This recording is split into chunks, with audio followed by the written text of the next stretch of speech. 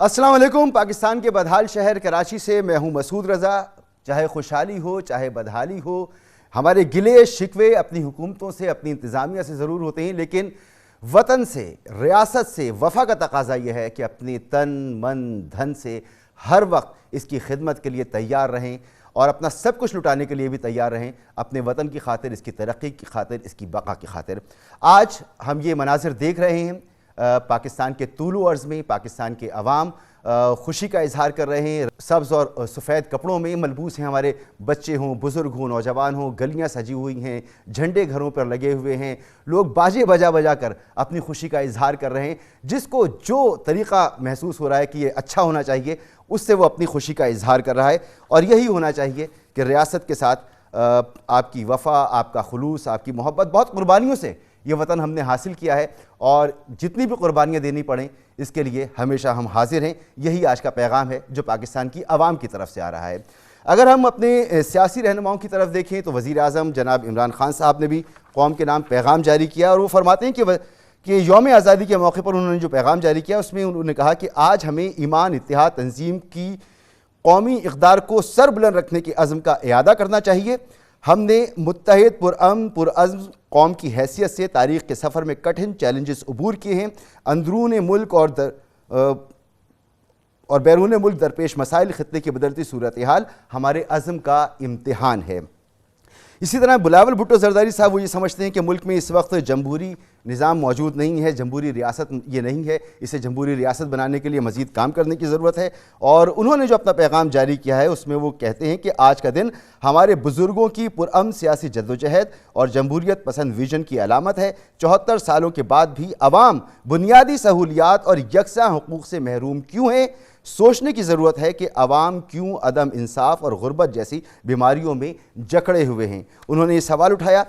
जनाब शहबाज शरीफ साहब, कायदे हिज़्ब इख्तिलाफ और अपोजिशन के बड़े रहनुमा, वो ये कहते हैं कि 74 साल में पाकिस्तान ने अजीम कामयाबियाँ हासिल की हैं। पाकिस्तान ने दिफा के शोबे में नाकाबिले यकीन कामयाबियाँ हासिल की। अल्हम्दुलिल्लाह हम दुनिया की 7वीं और इस्लामी दुनिया की अव्वलीन एटमी क़ुव्वत हैं। कायदे हिज़्ब इख्तिलाफ जनाब शहबाज शरीफ ने यौम आज़ादी पर अपने पैगाम में ये भी कहा कि आज के दिन हम अपने असलाफ, तहरीक पाकिस्तान के कायदीन और रहनुमाओं और कारकुनों को खराज अक़ीदत पेश करते हैं। बड़ा बैलेंस बयान था। मगर इन्हीं की पार्टी से जनाब मरियम नवाज़ शरीफ साहबा जो हैं वो ये फरमाती हैं कि मुल्क में हकीकी मानों में आज़ादी का सूरज तब तुलू होगा जब हर शहरी आज़ाद होगा, हर इदारा खुद मुख्तार होगा, जब अदलिया फ़ैसले करते वक्त बिला खौफ व ख़तर हक़ और सच का आलम बुलंद करेगी और जब आवाम के फ़ैसलों को इज़्ज़त दी जाएगी इंशाअल्लाह हम देखेंगे। नवाज़ शरीफ साहब कहते हैं कि हम हर साल यौम आज़ादी मनाते हैं, अल्लाह ताला इसे हमेशा मुबारक रखे पाकिस्तान के लिए, लेकिन बहैसियत कौम हमें यह भी सोचना है कि पिछले 73 सालों से हम आज़ादी मना रहे हैं। आज सवाल उठता है कि क्या वाकई हम एक आज़ाद कौम हैं? क्या हम आज़ाद फ़ैसले करते हैं? तो कुछ सवालात भी हैं, लेकिन सब ने मुबारकबाद दी है। और वही बात कि आपकी शिकायत हो सकती है, हुकूमतों से हो सकती है, इंतज़ामिया से हो सकती है, दीगर हवालों से हो सकती है, लेकिन रियासत के लिए सब यकजुट यकजान हैं और एक परचम तले इकट्ठे हैं। आज ही तहरीक इंसाफ ने अपना तीसरा पार्लिमानी साल भी मुकम्मल किया है, इस पर भी बात करेंगे। दिलचस्प साल रहा, तशद्दुद से लेकर अमन और आश्ती तक का एक सफ़र था इस पूरे साल में, इसकी भी बात करेंगे। मेहमानों का मैं आपसे तारुफ़ कर रहा हूँ। इरशाद भट्टी साहब, सीनियर तजज़ियाकार, सर बहुत बहुत शुक्रिया आपका। जनाब अमजद शोएब साहब, सर आपका भी बहुत बहुत शुक्रिया। और जनाब आमिर ज़िया साहब, सर आपका भी बहुत बहुत शुक्रिया। इरशाद भट्टी साहब, आपके सामने बिलावल भुट्टो ज़रदारी साहब का सवाल रखता हूँ। वो ये कहते हैं कि भाई क्या मसला है, क्या मामला है कि 73 साल गुजर गए, आखिर इसमें अवाम बुनियादी सहूलियात, यकसा हुकूक़ से क्यों महरूम है? और सोचने की ज़रूरत है कि अवाम क्यों अदम इंसाफ और गुर्बत जैसी बीमारियों में जकड़े हुए हैं। सर इसका आज के दिन तो कोई झूठ नहीं बोलूँगा और मैं हमेशा सच के करीब रहने की कोशिश करता हूँ। इसकी वजह बिलावल भुट्टो साहब आप हैं। 1970 में रोटी कपड़ा मकान की ट्रक की बत्ती के पीछे लगे हुए हैं हम, और आज तक लगे हुए हैं। और सिंध आपके सामने है, वहाँ अगर बुनियादी ज़रूरतें हैं सब मुयस्सर हैं तो उनको मुबारक।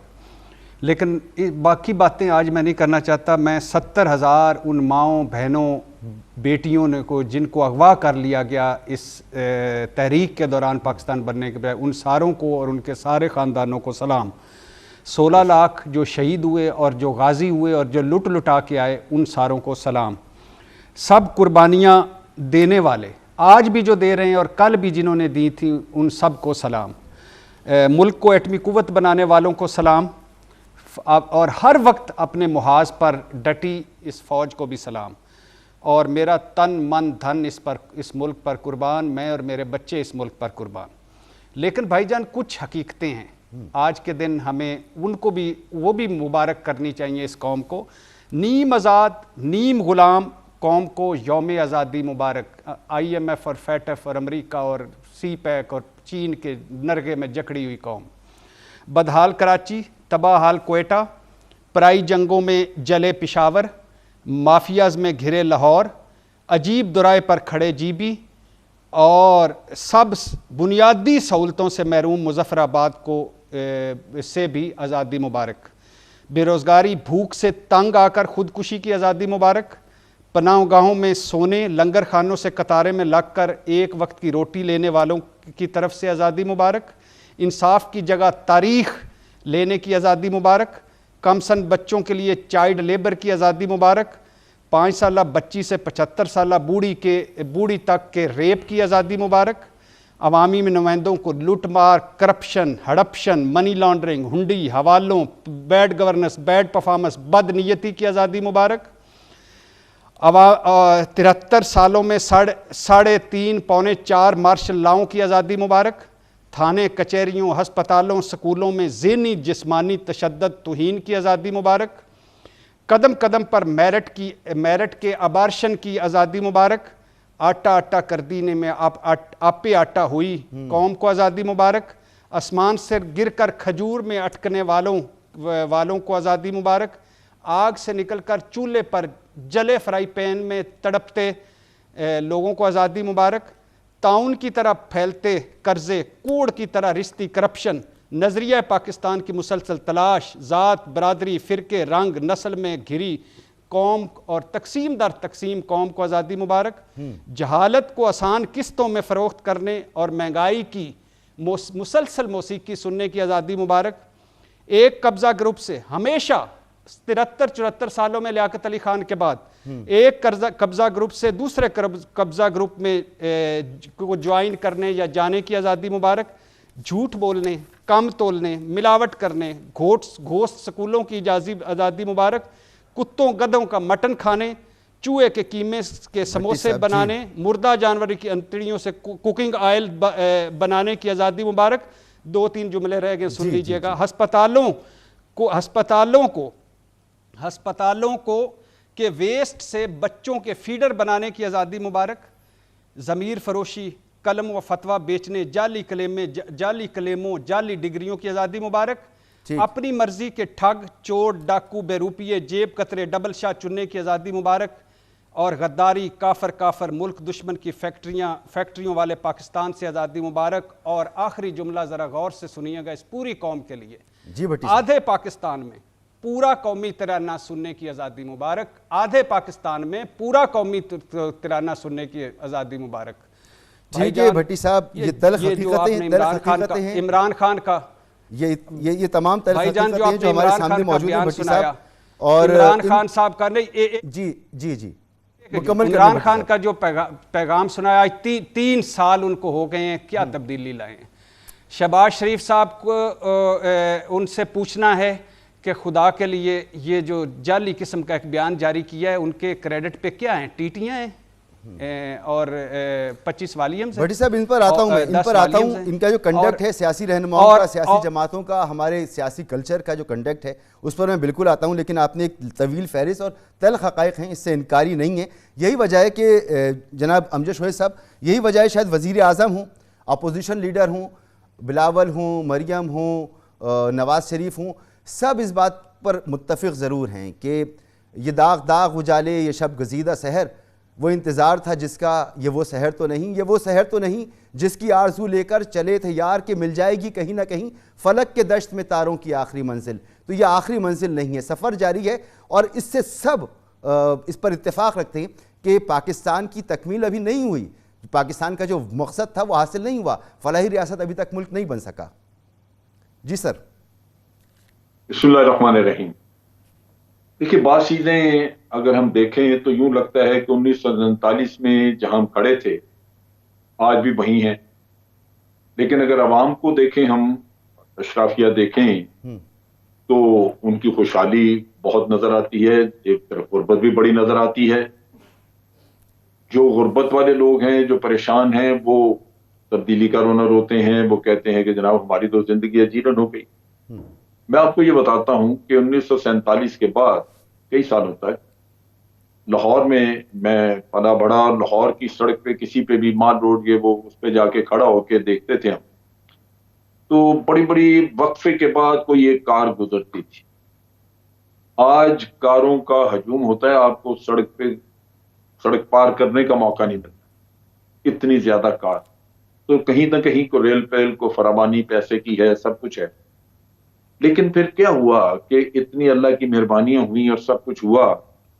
ہم 1947 میں ایک بہتر قوم تھے اس لحاظ سے کہ آپس میں ایک محبت تھی، ایک یگانگت تھی. لگتا تھا کہ ہمیں اللہ تعالیٰ نے ایک نعمت، ایک ملک عطا کر دیا اور ہم نے مل کے اس کا دفاع کرنا ہے، اور اس کے موقع بھی آئے. لیکن آج ہم لسانیت، صوبائیت، علاقائیت اور اس کے علاوہ مسلک اور مذہب کے مختلف چکروں میں بٹے پڑے. اور یہ 11 اگست کی تقریر اگر آپ قائد اعظم کی سامنے رکھیں، اس کو سنیں، میں بڑا حیران ہوتا ہوں کہ اس زمانے میں انہوں نے، کیونکہ پاکستان بنا اور وہاں اس وقت یہ اناج وغیرہ کی قلت تھی، مجھے یاد ہے ہم راشن کارڈ لے کے تو ڈپو سے جا کے راشن دیا کرتے تھے. تو انہوں نے بڑا اپنی تقریر میں کہا کہ ذخیرہ اندوزی نہیں کرنی، اقربا پروری نہیں ہونی چاہیے، میرٹ کی بنیاد پہ لوگوں کو، کیونکہ جاب بے پناہ نکلے، ہندو چلا گیا تو یہاں پہ بڑی اپرچونٹیز تھی. لیکن آج بھی دیکھتے ہیں کہ میرٹ کو کوئی نہیں پوچھ رہا. مختلف محکموں میں، مختلف جگہوں پہ آپ کو اپنے ہی پولیٹیکل ساتھی، رشتہ دار لوگ وہ نظر آتے ہیں. اسی طرح آج بھی یہ جو ہم رونا روتے ہیں کہ مہنگائی بڑھی، وہ وہی ذخیرہ اندوزی اور بلیک مارکیٹنگ کا کام ہے. کیا رمضان کے مہینے میں وہی چیزیں جو کچھ وقت پہلے ایک قیمت پہ ملتی ہیں اس سے 6 گنا زیادہ قیمت ہو جاتی ہے؟ کیوں ہو جاتی سر؟ کیوں ہوا؟ کیوں اخلاقی طور پہ ہم اپنے آپ کو اگر جانچیں، دیکھیں تو ہم پہلے سے کہیں زیادہ گر چکے ہیں.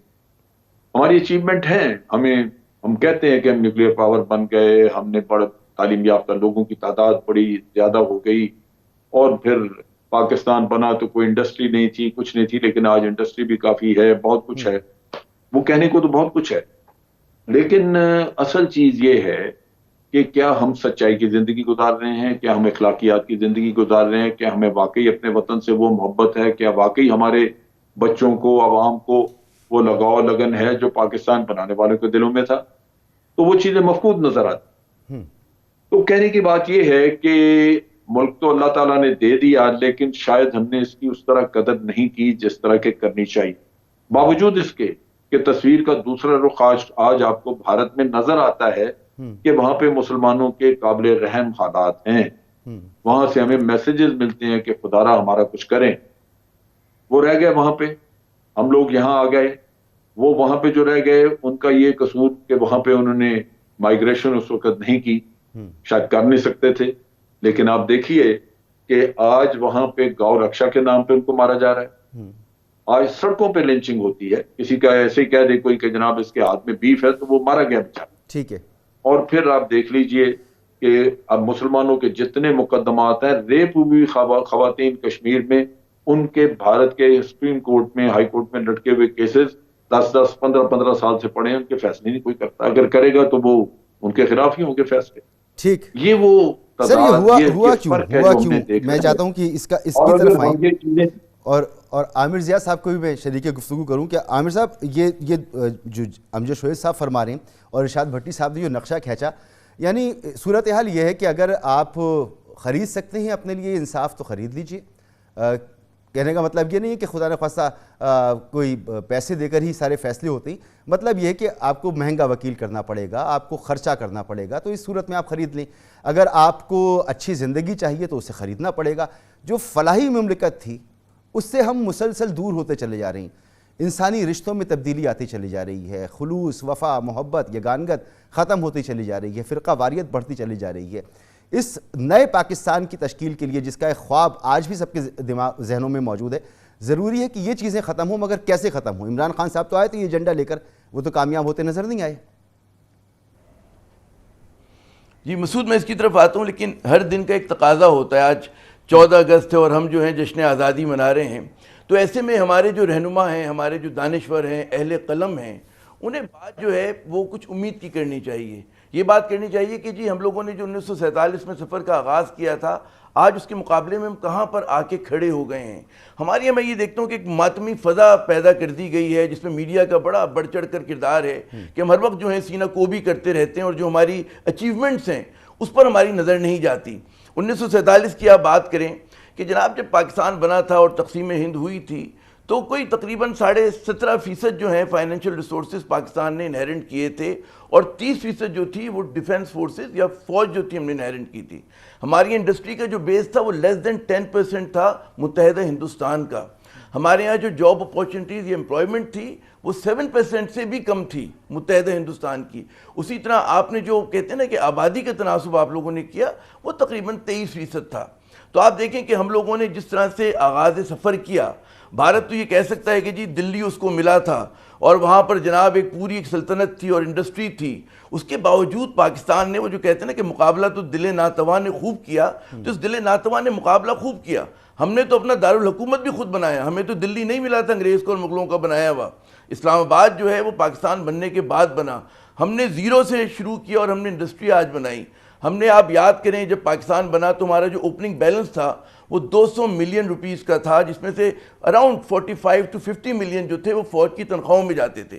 تو پہلے دن سے ہمیں جس طرح کی مشکلات کا سامنا تھا، اور پھر یہاں پر ریفیوجیز کا ایک پورا ایک نقل مکانی ہوئی تھی اور بہت سارے مسائل تھے، اس کے باوجود ہمارے لوگوں نے، ہمارے جو فاؤنڈنگ فادرز تھے اور جو ہمارے مطلب ہے کہ اس زمانے کے لوگ تھے، انہوں نے مطلب تمام تر نامساعد حالات کے باوجود چیزوں کو آگے لے کر گئے۔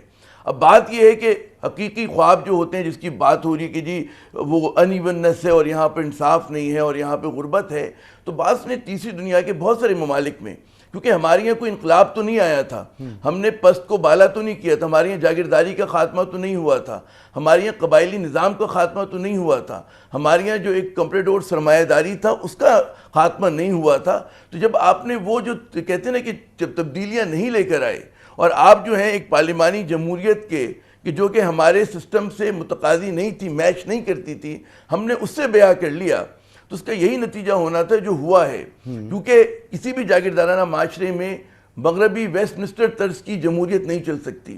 کسی بھی ٹرائبل معاشرے میں آپ کہیں کہ جی ہم ایک جمہوریت کا پودا لائیں گے اور اس طرح کے انتخابات ہوں گے جو امریکہ میں اور برطانیہ میں ہوتے ہیں، تو بھائی نہیں ہو سکتے۔ ہمارے آبجیکٹیو کنڈیشنز یعنی کہ معروضی حالات مسعود میاں کچھ اور تھے، اور ہم نے جو ہے مغرب کے دباؤ میں آ کر ہماری جو رولنگ ایلیٹ تھی، وہ جو آپ کا سوال ہے کہ ہم کیوں نہ کر سکے، اس کی بڑی وجہ مغربی انٹرونشن اور ان کی جو ہم نے نقالی کی، بھونڈی نقالی کی، اور ہم نے اپنا نظام جو ہے پاکستانی کریکٹرسٹکس کے مطابق، کردار کے مطابق نہیں بنایا۔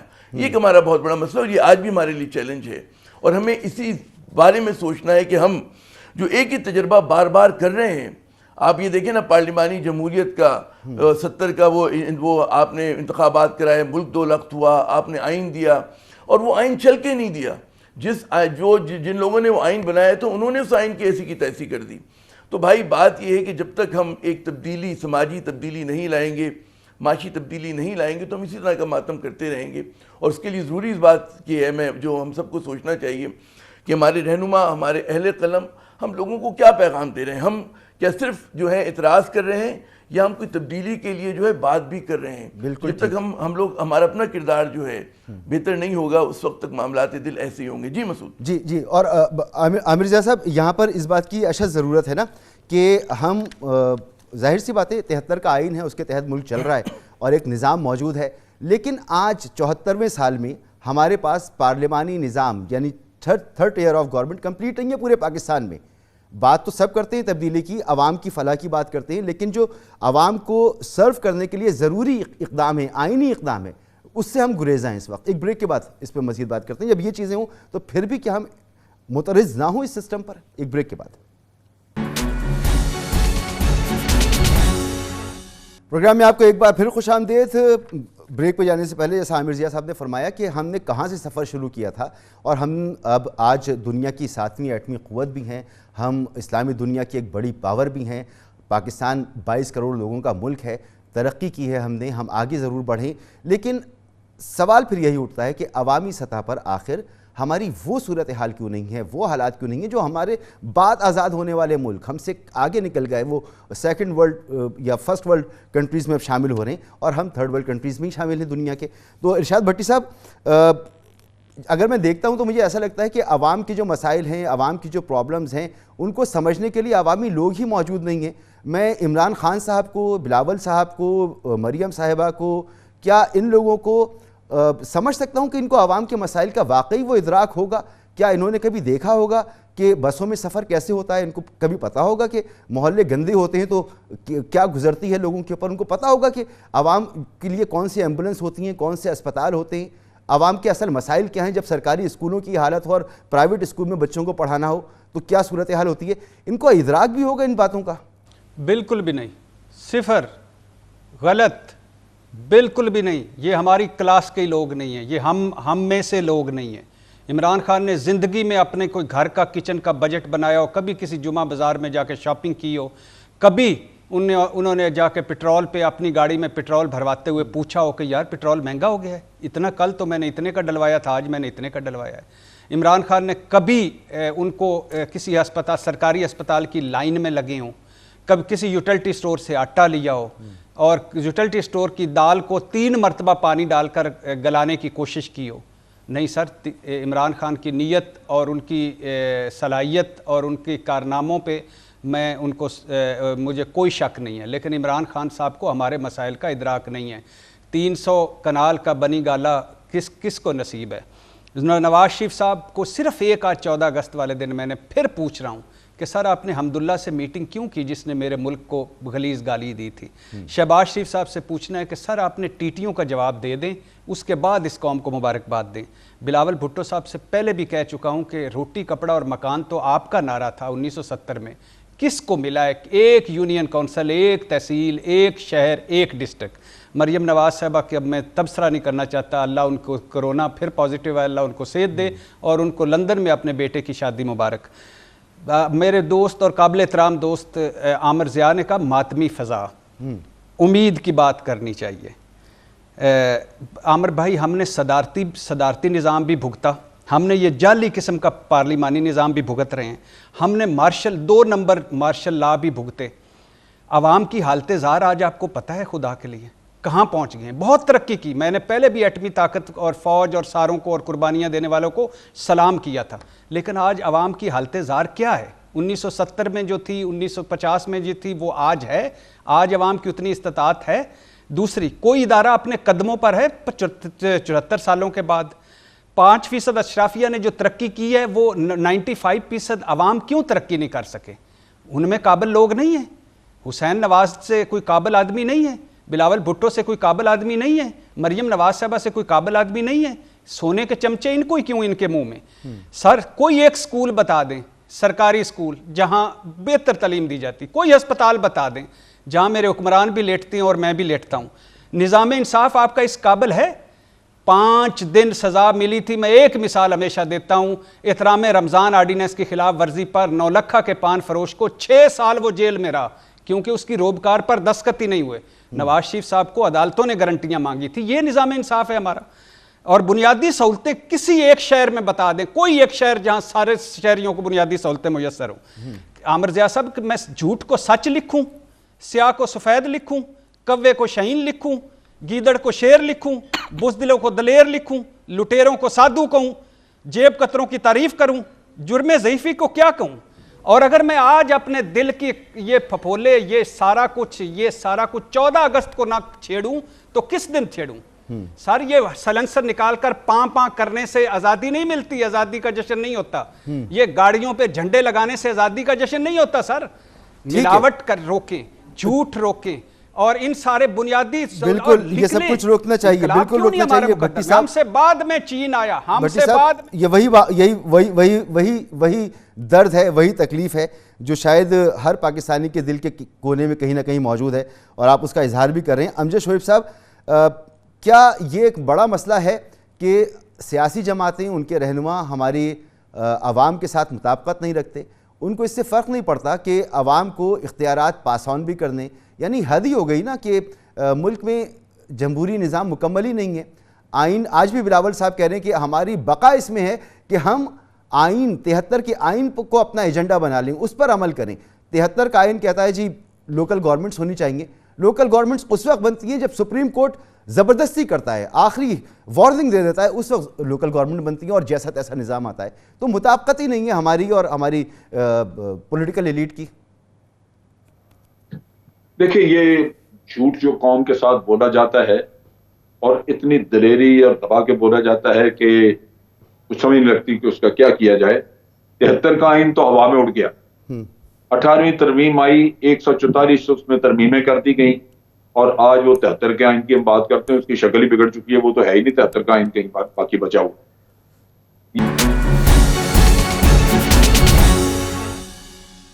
پروگرام میں آپ کو ایک بار پھر خوش آمدید. پاکستان عظیم ملک بننے کی صلاحیت رکھتا ہے, اور انشاءاللہ ہماری دعا ہے کہ ایک دن پاکستان عظیم ملک بنے گا, دنیا میں اپنا نام بلند کرے گا. مگر عامر ضیاء صاحب, جو بات نکل کے سامنے آ رہی ہے وہ یہ کہ ہمارا نظام اس بات کی اجازت نہیں دیتا کہ ایک عام آدمی کی بات سنی جائے, اس کو انصاف بھی ملے, اس کے مسائل بھی حل ہوں, وہ آزادی کے ساتھ زندگی گزار سکے. نظام کی تبدیلی تو اسی وقت ممکن ہے جب نظام میں یکسوئی ہو. یہ جمہوری نظام ہے, یہ آمرانہ نظام ہے, یہ ہائبرڈ جمہوریت ہے, یہ خالص جمہوریت ہے, اس سے نکل کر جو ہمارا آئین ہے اس کے مطابق فیصلے ہوں. تو وہ آزاد سیاسی فضا ملک میں کبھی رہی ہے یا اب موجود ہے, یا اس کی غیر موجودگی میں بھی ہم ترقی کر سکتے ہیں؟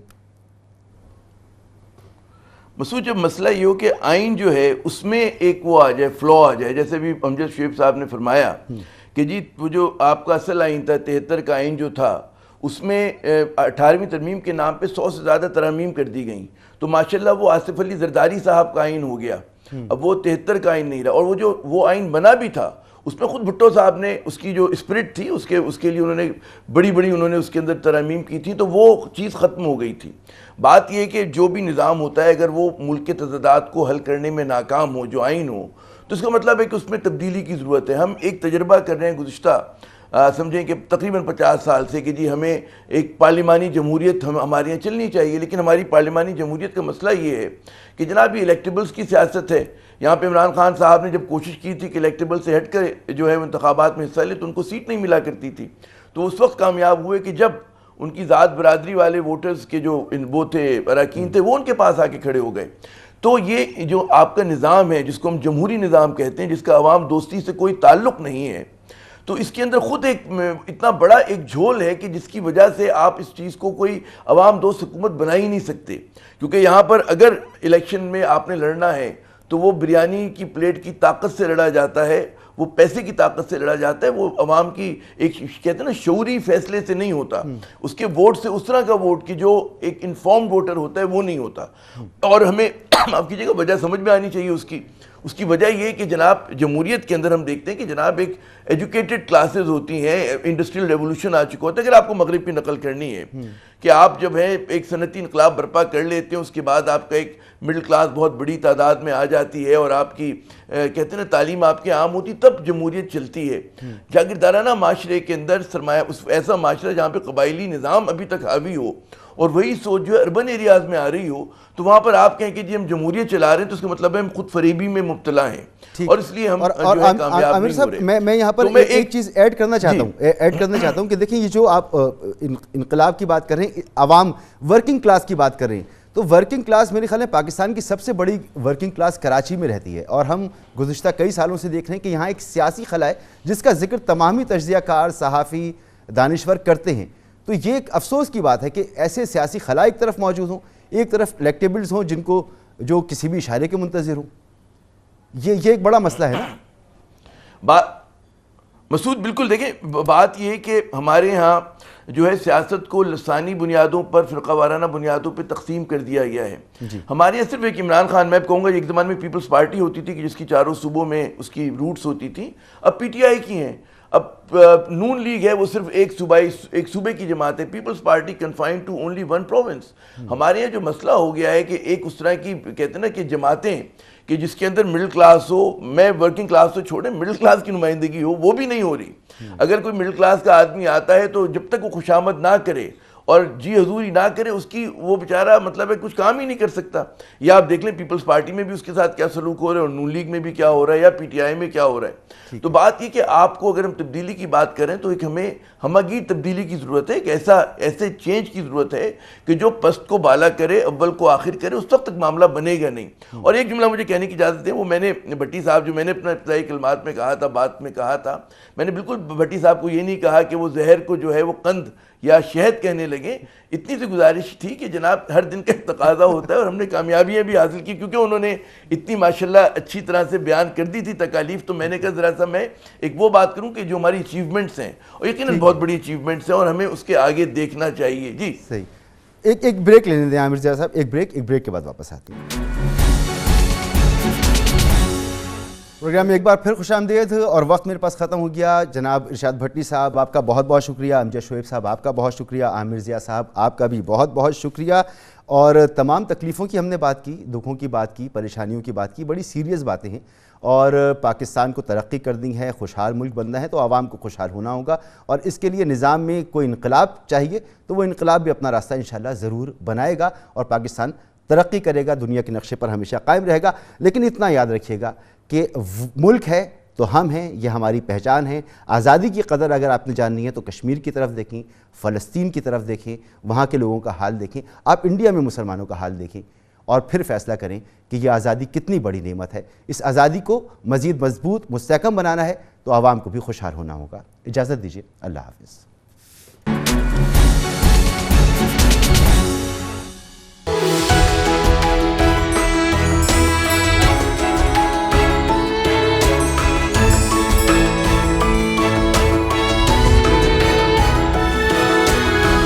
قدم قدم